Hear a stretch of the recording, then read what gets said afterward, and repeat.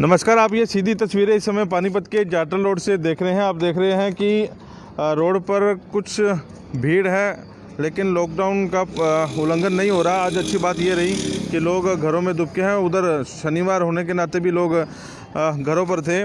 तो आज सुबह से आप लोगों की इंक्वायरी हमारे पास आ रही थी कि क्या खुलेगा बाज़ार, क्या बंद होगा, इसके बारे में जो है खुलकर बताया जाए। अभी जो सूचना हमारे पास आ रही है, अभी थोड़ी देर पहले मुख्यमंत्री मनोहर लाल लाइव हुए थे, लेकिन उन्होंने कुछ स्थिति जो है स्पष्ट नहीं की। उन्होंने सिर्फ इतना कहा कि बाज़ार खोले जाएंगे, लेकिन क्या शर्तें रहेंगी अभी उसके बारे में उन्होंने खुलकर नहीं बताया। लेकिन ऑरेंज जोन में जो है पानीपत आता है, ये पानीपत के लिए अच्छी बात है कि ऑरेंज जोन में उसे रखा गया है। अभी आप लोग इंतज़ार कीजिए। अभी किसी तरह की कोई भी गाइडलाइंस पानीपत की उपायुक्त के पास नहीं पहुंची कि बाज़ार क्या खुलेंगे, कौन सी दुकानें खुलेंगी और कौन सी बंद रहेंगी, कौन से संस्थान खुलेंगे, ऐसी अभी कोई भी जानकारी जो है प्रशासनिक अधिकारियों तक नहीं पहुंची। केंद्र सरकार ने जितनी भी गाइडलाइंस है वो हरियाणा सरकार को दे दी है। हरियाणा सरकार से जो है डीसी के पास आदेश जाएंगे और उसके बाद जो है डीसी मीडिया के सामने होंगी, लाइव होंगी। उसके बाद जो बताई जाएगी। अभी का समय 6:10 हो गया। अभी थोड़ी देर पहले डीसी से हम बात हुई थी इस बारे में कि क्या क्या खोला जाएगा, लेकिन उन्होंने ये बात स्पष्ट किया कि अभी तक उनके पास भी कोई जानकारी ऐसी नहीं है कि क्या क्या खोला जाएगा और क्या क्या जो है बंद रखा जाएगा। तो आप लोग संयम बनाए रखें। ये स्थिति जो है कल तक क्लियर हो पाएगी कि पानीपत में कौन से बाज़ार खुलेंगे और कौन से बंद रहेंगे। सैलून की दुकानें खोलेंगी, स्पेयर पार्ट की दुकानें खोलेंगी, ये सब कुछ जो है वॉइस ऑफ पानीपत के जरिए आप लोगों को कल तक इसकी स्थिति जो है स्पष्ट होगी। हालांकि अभी डीसी हेमा शर्मा से जो बातचीत हुई है, उनका ये कहना है कि जैसे ही सरकारी जो ऑर्डर है, ऊपर से ऑर्डर उनके हाथ में जैसे आ जाएंगे तो वॉइस ऑफ पानीपत के पास उसका जो नोट है वो पहुंचा दिया जाएगा। लेकिन अभी तक भी कोई भी स्थिति जो है क्लियर नहीं हुई। उधर आपको बता दें कि पिछले दिनों अनसेसनल सर्विस में ये रखा गया था पंखे, कूलर की, एसी की दुकानें हैं वो खोली जाएंगी। लेकिन 21 तारीख को जैसे ही ये मैसेज वायरल हुआ तो कई दुकानें खुल गई, उसके थोड़ी देर बाद ही बंद जो है करवा देगी। अभी की जो हम लोग जाटल रोड पर खड़े हैं, आपको दिखा दें, कुछ तस्वीरें आपको दिखा रहे हैं। हमारे साथ इलेक्ट्रिकल ट्रेडर्स एसोसिएशन पानीपत के कुछ सदस्य मौजूद हैं। इनकी भी कुछ दिक्कतें थी, उसी को लेकर जो है हम लोग लाइव हुए हैं, इनसे बातचीत करेंगे। इनका ये कहना है कि गर्मी का सीज़न जो है शुरू हो गया है और देहात में जो कूलर की दुकानें हैं वो खोल दी गई थी, लेकिन पंखे की दुकानें जो खोलेगी उनके पास माल ही नहीं पहुंचेगा, तो वो सप्लाई कहाँ से करेंगे। तो दिक्कतें इनके भी सामने हैं, इनसे भी बातचीत करते हैं। जी, आपका क्या नाम है? जी, मेरा नाम बाबूराम जैन है। मैं इलेक्ट्रिकल एसोसिएशन पानीपत का प्रेसिडेंट हूँ। सबसे क्या दिक्कतें आ रही हैं ये बताएं। जी, सबसे पहले मैं एसोसिएशन की तरफ से वॉइस ऑफ पानीपत का धन्यवाद करता हूँ और मैं वॉइस ऑफ पानीपत के माध्यम से प्रशासन तक अपनी कुछ बातें भेजना चाहता हूँ, ताकि हमारे को गाइडलाइन ऐसी दी जाए जिससे हम आश्वस्त हो सकें कि प्रशासन ने सीधे स्पष्ट तौर पे क्या क्या कदम उठाए हैं। अभी तक जितने भी कदम उठाए हैं उसमें कोई स्पष्टता नहीं है। अभी क्या मतलब किस तरह की मांग कर रहे हैं आप? विधायक से भी मिले थे, कुछ आपने प्रेस नोट में उनको सौंपा था, क्या दिक्कत क्या आ रही है?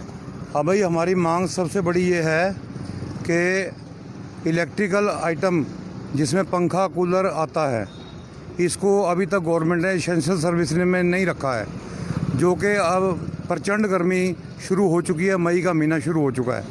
हम प्रशासन से मांग करते हैं कि पंखे और कूलर की आइटम को एसेंशियल सर्विस में रखा जाए, ताकि जिस भाई को, जिस कस्टमर को पंखा और कूलर की ज़रूरत है वो अपनी ज़रूरत के अनुसार पंखा कूलर खरीद सके।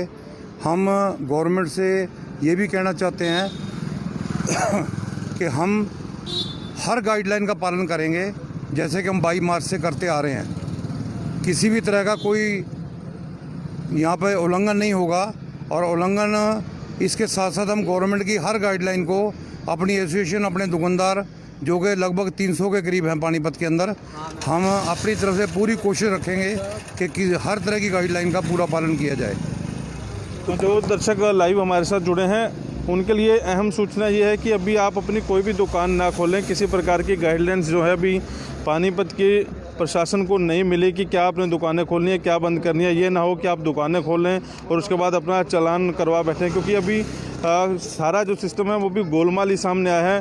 प्लम्बर को या कारपेंटर को छूट दी गई है, लेकिन ना तो सैनिटरी की दुकानें खोली गई है, ना कुंडी कब्जे की दुकानें खोली गई है। अगर जो वो दुकानें खोलते तो उनके ऊपर कार्रवाई होती है। आप कल तक का इंतज़ार करें, कल आपको पूरा ब्रीफ किया जाएगा कि कौन कौन सी दुकानें खोलनी हैं।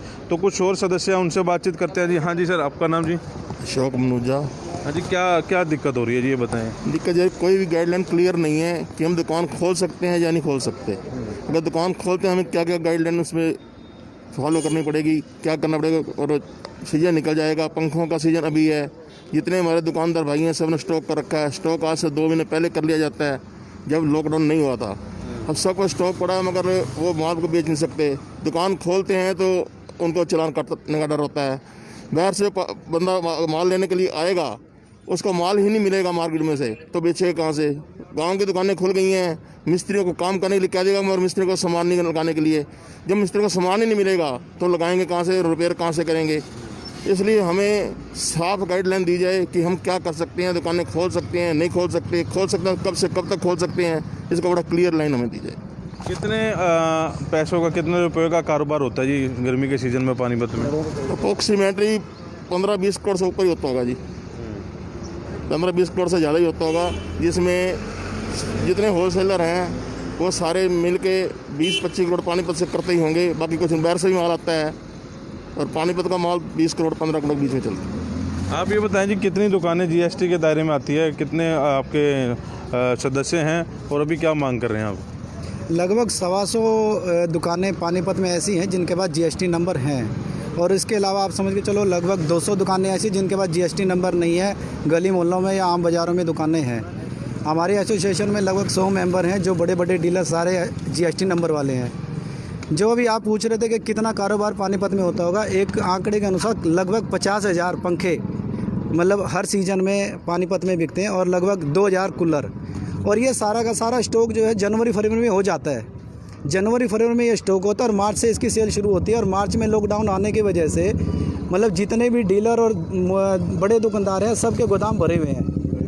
अभी कूलर पंखे को सेंट्रल सरकार ने पहले से ही ज़रूरी आइटमों में डाल दिया था, लेकिन अपनी हरियाणा सरकार की तरफ से कोई गाइडलाइंस नहीं आई थी। आज सीएम लाइव में कहा गया है कि कूलर पंखे की बिजली की दुकानें जो है मंडे से खुल जाएंगी। तो अब जिम्मेवारी रहती है स्थानीय प्रशासन पर। हमारी यहाँ पानीपत की डीसी मैडम से रिक्वेस्ट है कि वो पानीपत में जो है इस तरह की एडवाइजरी डालें कि जिसमें हमारी दुकानें खुल सकें। और इसको आप इस तरीके से भी ले सकते हैं कि जब 1 महीने में हरियाणा सरकार की या पूरी सेंट्रल सरकार की आर्थिक व्यवस्था गड़बड़ हो गई है, क्रूड आज मिनिमम रेट पे है, और फिर भी एक्स्ट्रा सेस लगा के पेट्रोल डीजल के रेट बढ़ाए जा रहे हैं, तो जिनके हमारे गोदामों में कूलर पंखों का ओवर स्टॉक है, हम कहाँ तक इसको बियर कर पाएंगे। हमारी एक डीसी मैडम से यही प्रार्थना है कि जो भी गाइडलाइंस वो दे, स्पष्ट दें, हम उनको फॉलो करेंगे और हमारी दुकानें खोलने का इंतजाम किया जाए। हाँ जी, आप क्या कहना चाहेंगे सर? मैं तो बस यही कहना चाहूँगा कि कुछ समय के लिए जो पानीपत के इलेक्ट्रिकल्स दुकानदार हैं, क्योंकि करनाल में भी खुल चुकी हैं, अम्बाला में भी, और फरीदाबाद के अंदर भी ओपन हो चुकी हैं, तो कुछ समय के लिए हमें भी परमिशन दी जाए कि हम 2 या 3 घंटे के लिए अपना कारोबार कर सकें और अपने कारोबार से स्टॉक को हल्का कर सकें, जिससे सारे दुकानदारों का स्टॉक हल्का हो और वो अपना व्यापार आगे सुचारू रूप से चला सके। धन्यवाद। आप क्या मांग कर रहे हैं जी प्रशासन से? मेरी तो डीसी मैडम से जी यही मांग है जी कि हमारी दुकानें कुछ टाइम के लिए खोले जाएं, चाहे 2 से 3 घंटे का टाइम दे दे डीसी मैडम। जो हमने स्टॉक कर रखा है वो हमारा स्टॉक निकल जाए। और क्योंकि हमें वर्कर की भी तनख्वाह देनी होती है, जब हमारी दुकान ही बंद होगी, जब उनकी तनख्वाह भी नहीं दे पाएंगे। मैं तो डीसी मैडम से इतनी रिक्वेस्ट करूँगा हाथ जोड़ के जी, हमें 2-3 घंटे का दिया जाए कम से कम, और जो वो हमें कहेंगे हम उनका पूरा पालन करेंगे। इस खबर को ज़्यादा से ज़्यादा शेयर करें ताकि अधिकारियों तक ये खबर पहुंच जाए। एक ताज़ा सूचना भी मेरे पास आ रही है कि जो लोग विदेशों में फंसे हुए हैं उनको इंडिया में लाने के लिए, घर तक पहुंचाने के लिए प्रशासन एक ऐप लॉन्च की है। अगर जो ऐप, उस ऐप के ज़रिए आप नहीं जाना चाहते तो 1950 ये नंबर आप लिख लीजिए। 1950 और 1100 नंबर पर कॉल कर सकते हैं। वहाँ अपनी जानकारी साझा कर सकते हैं। उसके बाद प्रशासन के पास ये पूरी जानकारी पहुँचेगी, और उसके साथ ही आप लोग जो विदेश में लोग फंसे हुए हैं उनको इंडिया में लाया जाएगा। और इसके साथ ही अगर गूगल प्ले स्टोर पर जाकर जन सहयोग हेल्प मी की जो ऐप है वो भी डाउनलोड कर सकते हैं। ये ताज़ा सूचना जो लाइव के दौरान अभी वाइसो पानीपत के पास पहुंची है। और इस खबर को ज़्यादा से ज़्यादा शेयर करें ताकि जो दुकानदार हैं, जो छोटे दुकानदार हैं, जो उनको दिक्कतें आ रही हैं, क्योंकि अभी ये बता रहे हैं कि 15 से 20 करोड़ रुपए का कारोबार जो है गर्मियों में होता है। अगर ये सीज़न चला गया तो बहुत भारी नुकसान जो है इन्हें झेलना पड़ सकता है। तो वाइसो पानीपत पर आज बने रहिए, पल पल की अपडेट जो है आप लोगों को देते रहेंगे। नमस्कार।